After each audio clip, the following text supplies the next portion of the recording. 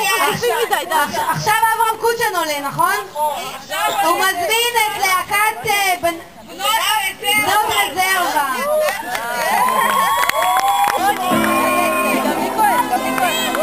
חבר'ה, תקשיבו את המילים. בואו נקשיב. היי, נו?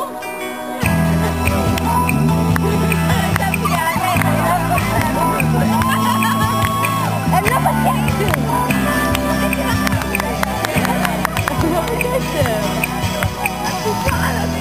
נשתיל בקטע משלה. אתה לא בכיתה.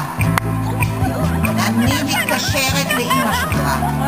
כבר שבוע וחצי לא ראיתי אותך. אתה לא רציני, וזה משגע אותי. כל הזמן לחפש, להתקשר, לאתר.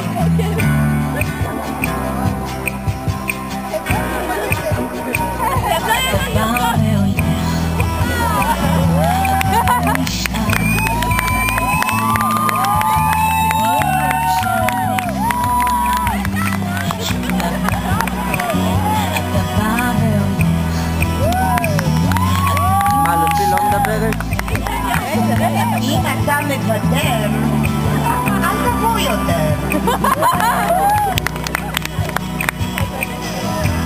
המצב השתפר, ואתה לא מבריק יותר. אבל יש גם בחינות, ועליך ללמוד.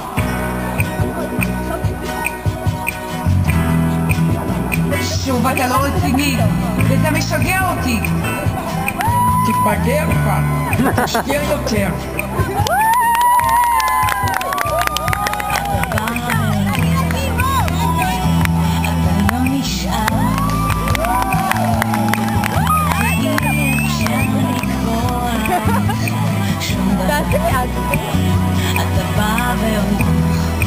תדליקי נר. אם אתה מוותר, אל תבוא יותר.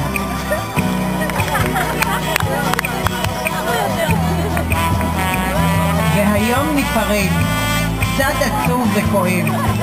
התרגלנו אתכם כל הזמן לחפש. אתם כבר רציניים, בוגרים ואחראים. רק תפסיכו לבוא אותנו לבקר. יכולה לקרוא?